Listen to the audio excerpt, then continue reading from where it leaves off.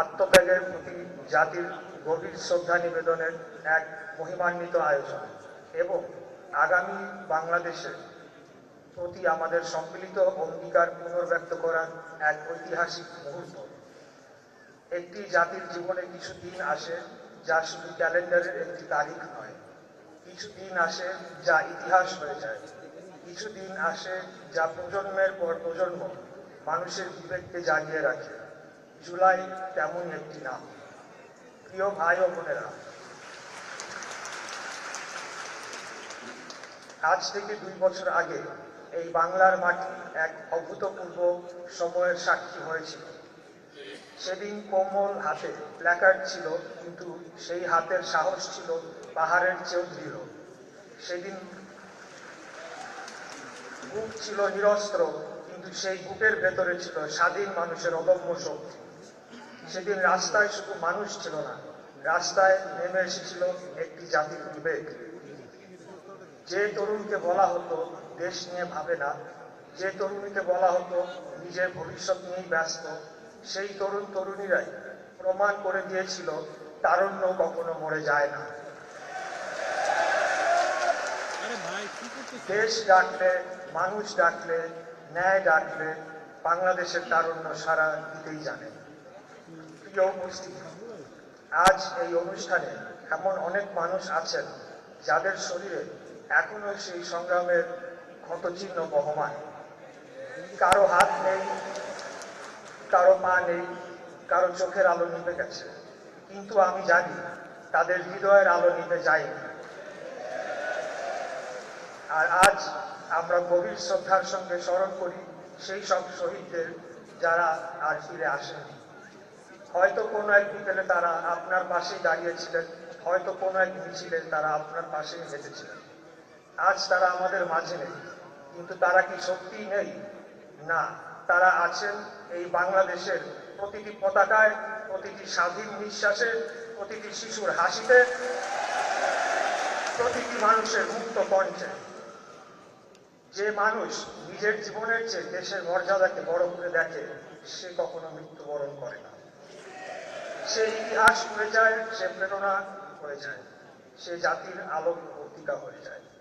প্রিয় ভাই ও বোনেরা, এই আন্দোলন কোনো একক ব্যক্তির আন্দোলন ছিল না, এটি ছিল গণমানুষের আন্দোলন, এটি ছিল বিবেকের আন্দোলন, এটি ছিল অন্যায়ের বিরুদ্ধে মাথা উঁচু করে দাঁড়ানোর আন্দোলন।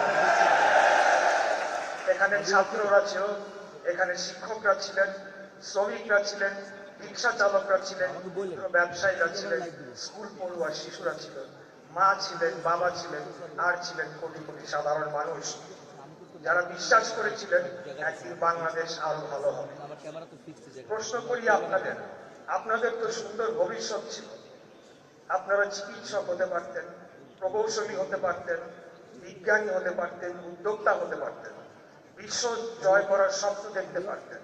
তবুও যখন দেশের সামনে ন্যায় আর অন্যায়ের প্রশ্ন এসে দাঁড়ালো, আপনারা নিজেদের ভবিষ্যৎ আগে দেশের ভবিষ্যৎকে বেছে নিয়েছিলেন।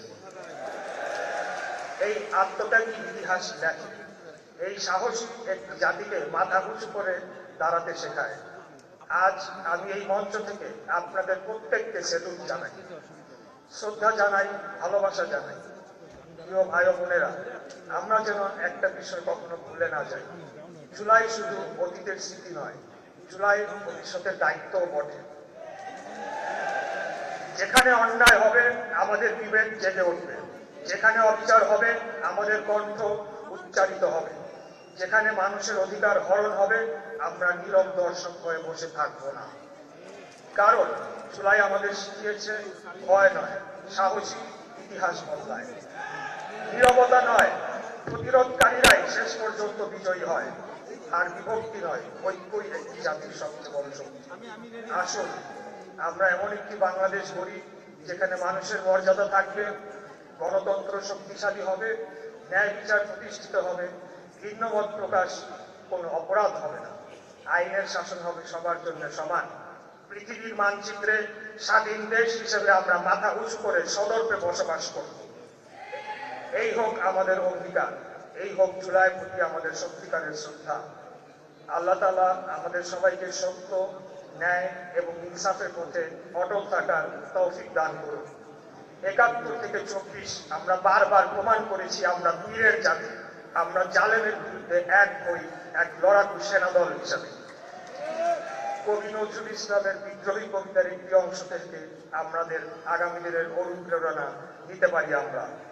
মহাবিদ্রোহীর অনক্লান্ত, আমি সেই দিন হব শান্ত, যবে পীড়িতের ক্রন্দন রোগ আকাশে বাতাসে ধরিবে না, অত্যাচারীর খর্গকৃপান ভীম রণভূমি রণিবে না। পরিশেষে আমাদের প্রাণপ্রিয় নেতা আজকের মাননীয় প্রধানমন্ত্রী দেয়া একটি স্লোগানের মাধ্যমে আপনাদেরকে এই সম্মেলনে স্বাগত জানাচ্ছি। দিল্লি নয়, পিন্ডি নয়, নয় অন্য কোনো দেশ, সবার আগে বাংলাদেশ। আসসালামু আলাইকুম।